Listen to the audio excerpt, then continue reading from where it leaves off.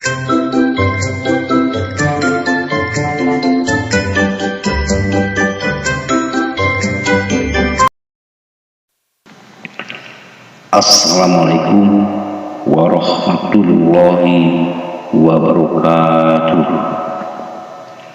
Puji syukur marilah kita panjatkan kehadirat Allah Subhanahu wa Ta'ala atas segala nikmat dan karunia-Nya, sehingga kita dapat melaksanakan ibadah puasa di bulan Ramadan yang penuh berkah ini.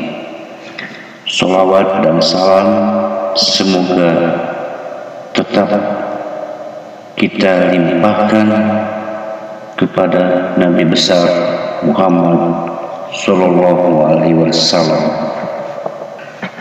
Puasa dan kesucian diri.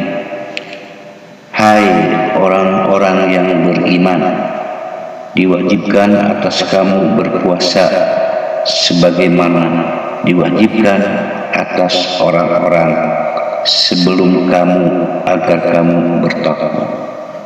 Quran Surat Al-Baqarah 183. Puasa sejatinya bertujuan menjadikan manusia sebagai orang yang bertakwa.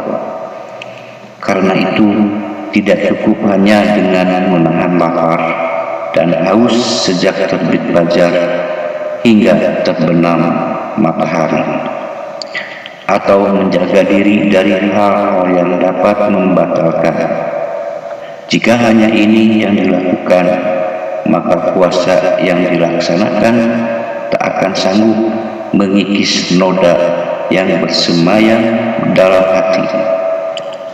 Alih-alih meninggalkan atsar atau jejak positif untuk 11 bulan mendatang, puasa semisal ini hanya menyisakan lapar dan dahaga bagi pelakunya.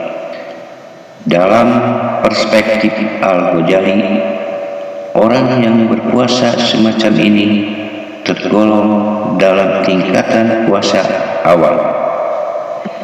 Justru hal inilah yang sangat diwanti-wanti oleh Rasulullah. Banyak orang yang berpuasa hanya mendapatkan dari puasanya lapar dan dahaga. Hadis riwayat Ibnu Majah dan An-Nasa'i. Sungguh sangat rugi orang yang tak mampu memanfaatkan momen puasa sebagai sarana pencucian diri, dan alangkah sia-sia orang yang berpuasa tetapi tak memperoleh manfaat dari puasanya. Oleh karena itu, untuk menggapai tujuan puasa sebagai pembersih jiwa dari noda dan kotoran harus mematuhi persyaratan khusus yang dicanangkan Rasulullah Sallallahu Alaihi Wasallam. Bulan Ramadan, bulan yang telah diwajibkan oleh Allah untuk berpuasa, dan aku mencontohkan kepadamu bangun sholat malam.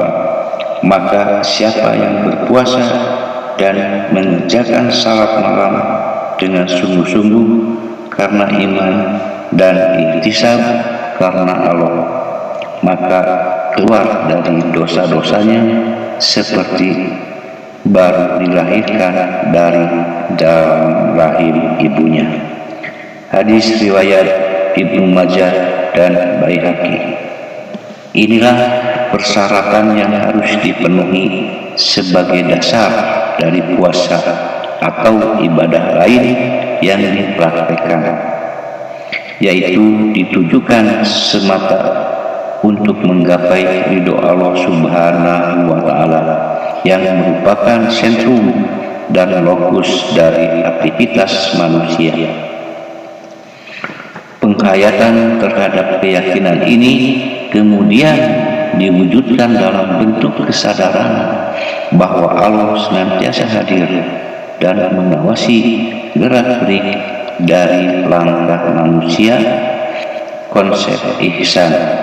Karena itu puasa yang dilaksanakan pun tidak semata perut, tetapi juga mata, telinga, hidung, mulut, dan seluruh anggota tubuh.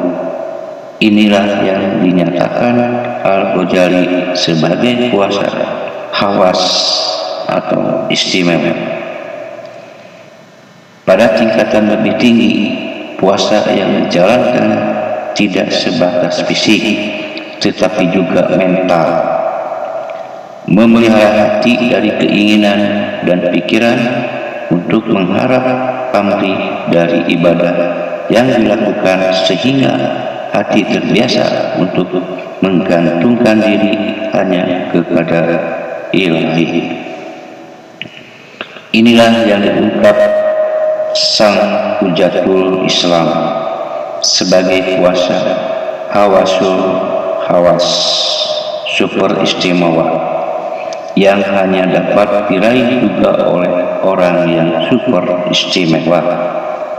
Dengan terpenuhinya persyaratan yang telah ditetapkan tersebut, tentunya harapan memperoleh garansi berupa penghapusan seluruh dosa, baik yang lalu maupun yang sekarang, dan kembali suci seperti bayi saat keluar dari rahim ibundanya, bukanlah angan-angan semata.